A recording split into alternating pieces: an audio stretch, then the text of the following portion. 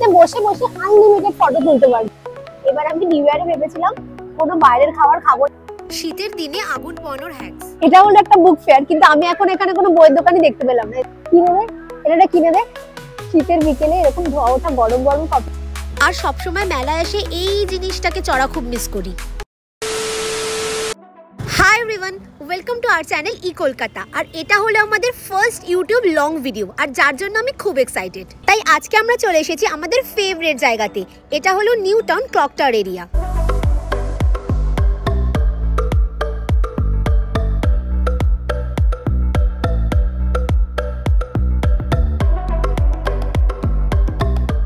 সেদিনকে অফিস থেকে তাড়াতাড়ি লগ আউট করে ভাবলাম একটু ঘুরে আসি।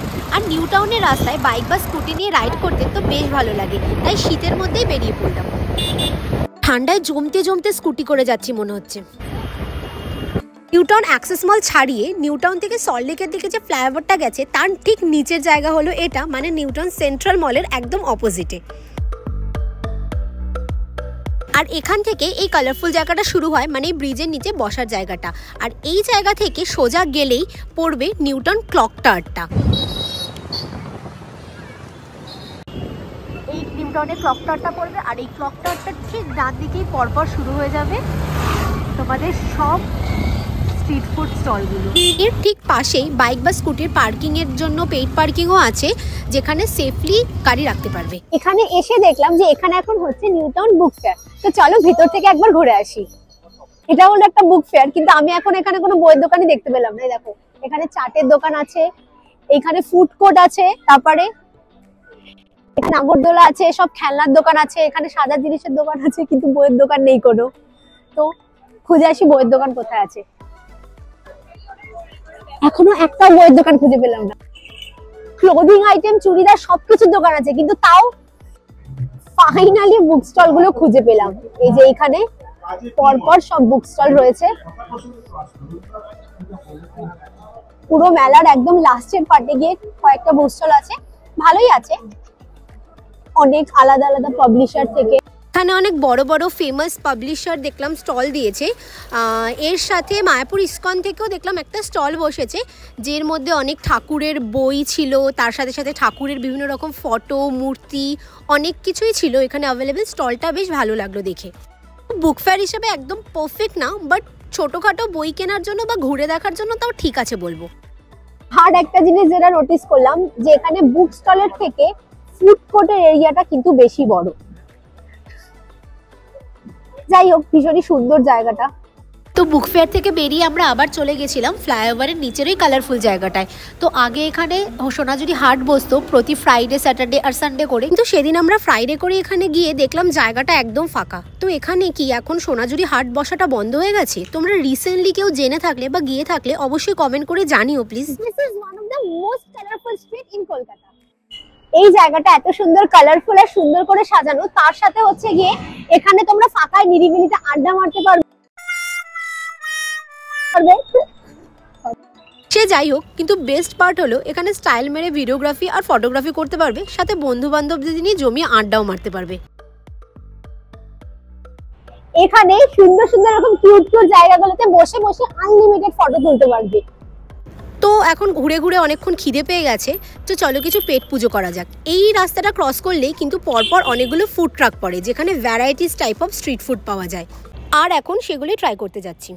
আর এটা হলো নিউ টাউনের সেই স্ট্রিট ফুড প্যারাডাইজ, যেখানে পরপর অনেকগুলো ফুড ট্রাক রয়েছে, অনেক ধরনের। এগুলো সব দেখাবো ভিডিওতে আস্তে আস্তে, তার জন্য ভিডিওটা লাস্ট অবধি দেখো। কিন্তু সাথে সাথে দেখতে পাবে এখানে ওয়াও মোমো আর ওয়াও চায়নার ফুড ট্রাক, তারপর ডমিনোজেরও ফুড ট্রাক আছে।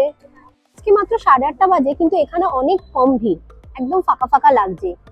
মনে হয় ঠান্ডার জন্য এখানে ভিড় কম আছে। এখন এখানে এতই বেশি ক্রাউড হয়ে গেছে যে পিছনের লাইনটা তো অনেক নতুন নতুন ফুড ট্রাক লেগে গেছে। পিছনের লাইনটা তো তোমরা দেখতে পাচ্ছ অনেকগুলো। টাউনের ক্লক টাওয়ারের সামনের এই স্ট্রিটটা, এখানে মেবি তোমরা অনেকেই দেখেছো, এখানে অনেকে রিল বানাতে আসে, অনেকে মিউজিক ভিডিও শুট করতে আসে, কিন্তু সন্ধ্যাবেলায় এখানে জায়গার লুকটা এরকম হয়ে যায়। চারিদিকে এরকম স্ট্রিট ফুড দেখেছো বসেছে, বিভিন্ন রকম বেলুনের দোকান বসেছে, সরি স্ট্রিট ফুড না, এরকম সব দোকানগুলো বসেছে। খেলনার দোকান, বাচ্চাদেরও নিয়ে আসা যাবে, কারণ এখানে দোলনা আছে, তো যাই হোক, ওভারঅল তোমরা 5টার পর থেকে শুরু করে 11টা 12টা অবধি এই জায়গাটা ভালোই ক্রাউডেড থাকে, ভালোই হ্যাপেনিং থাকে। বন্ধু বান্ধবের সাথে, গার্লফ্রেন্ড বয়ফ্রেন্ডের সাথে, অবভিয়াসলি ফ্যামিলি নিয়ে, বাচ্চা নিয়েও আসতে পারবে। কিনে দে, এটা কিনে দে। কত করে কাকু এগুলো?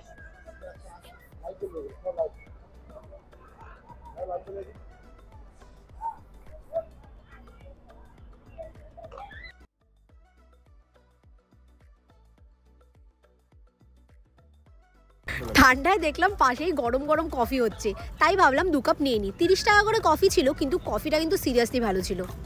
আর কফিটা ঠান্ডা হয়ে যাওয়ারও কিন্তু কোনো চাপ নেই, কারণ কাকু পুরো সামনেই কফিটা বানিয়ে দিচ্ছিল।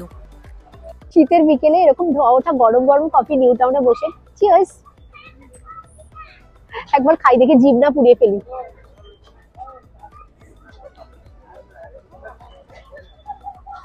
বেশ ভালো করেছে কফিটা, সিরিয়াসলি।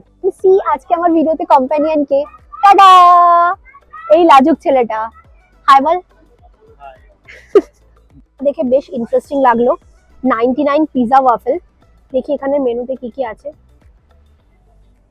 99 এ পিজা, কুল্লার পিজা এট 99, বার্গার এট 99। আচ্ছা, এখান থেকে তাহলে কিছু ট্রাই করা যাক। অর্ডার দিয়েছিলাম একটা কুলার পিজা, দেখি দাদা এরকম হঠাৎ করে আগুন ঠাগুন জ্বালিয়ে দিল।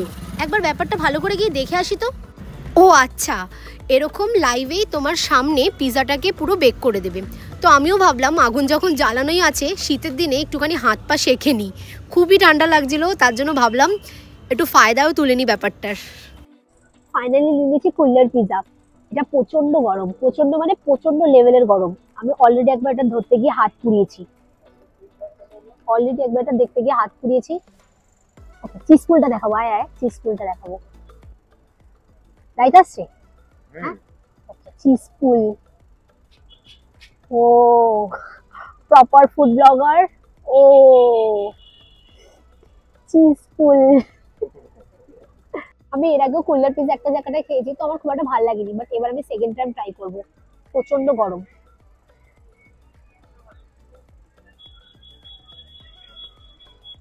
ভালো হয়েছে, ভালো হয়েছে। তো বল, ঠান্ডা কেমন কলকাতায়? খুব ঠান্ডা ভাই, আমি স্কুটি চালা থেকে বুঝতে পেরে গেছি কেমন স্নান করে না কোনো এই ঠান্ডা পড়েছে, এখন ও আমার ফেব্রুয়ারিতে গিয়ে স্নান করবে, তার আগে করবে না। নেক্সট আমরা ট্রাই করতে চাচ্ছি এখন শর্মা, যেটা কিনা আমার খুব ভালো লাগে খেতে। চলো এই দোকানটা থেকে ট্রাই করি। এই দোকানটা থেকে আমি আজকে ফার্স্ট টাইম শর্মা ট্রাই করলাম। তো এখানে দেখলাম রুমালি রুটি দিয়ে বানায় না। তোমাদের কার কার রুমালি রুটি দেওয়া শর্মা ভাল লাগে জানিও। তো এখানে এখন চিকেন দিচ্ছে, এর উপরে শ্রেডেড করা চিকেন।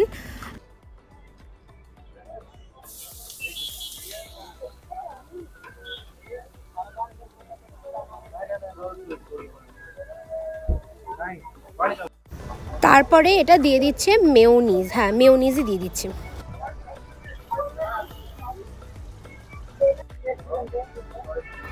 ওকে, তো ফাইনালি দিয়ে দিচ্ছে বেস্ট জিনিসটা, মানে চিজ। আমার তো যে কোনো চিজি জিনিস খুবই ভালো লাগে। এটা হচ্ছে চিজ শাওয়ারমা রোল।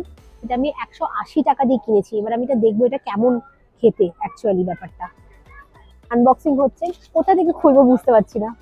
আচ্ছা ওয়েট, আমি খুলতে পারছি না, খুলে দেন। 180 টাকা চিকেন চিজ শর্মা ট্রাই করবো।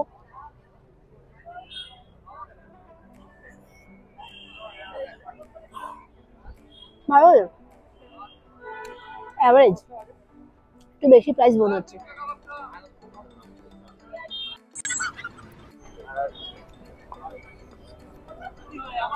একশো 80 টাকা আমার একটু ওভার প্রাইসে লাগলো। এর থেকেও বেটার শাওয়ারমা আমি খেয়েছি, তোমাদেরকে নেক্সট ভিডিওতে সেখানে নিয়ে যাবো। আর যতবারই এখানে আসি না কেন, এই পতাকা পতাকা জায়গাটা কিন্তু আমার খুবই ফেভারিট। এইটা সানসেটের সময় জায়গাটা বেশি সুন্দর লাগে। এই জায়গাটা হয়তো খুবই ফেমাস, এখানে এসে তো প্রচুর লোক রিল বানায়। তোমরা যদি রিল বানাতে যাও এখানে একটুখানি বিকেলের দিকে আসবে, সেই সময় জায়গাটা অনেকটা ফাঁকা ফাঁকা থাকে। আর আজকেও অনেকটাই ফাঁকা আছে এইখানটা। ভিডিওটা কি এখন অবধি দেখছো? তাহলে প্লিজ জানাও যে আমাদের ফার্স্ট ব্লগটা তোমাদের কেমন লাগছে। আর প্লিজ প্লিজ কোনো ফিডব্যাক বা খারাপ বা ভালো যা লাগুক না কেন কমেন্টে জানিও। এরপর একটু ঘুরে ভাবলাম আর একবার মোমো খেয়ে নিই, তাই এই মোমোর দোকানটাতে চলে গেলাম, যেখানে 60 টাকা করে চিকেন মোমো ছিল। মোমো দিয়েছে, সাথে গরম গরম স্যুপ দিয়েছে। তো 60 টাকায় 5 পিস মোমো আমার মনে হচ্ছে টোটালি ওয়ার্থ ইট। এবার আমি নিউ ইয়ারে ভেবেছিলাম কোনো বাইরের খাবার খাবো না, খুব একটা ভালো ফিগার মেনটেন করবো। কিন্তু আজকে 3 তারিখে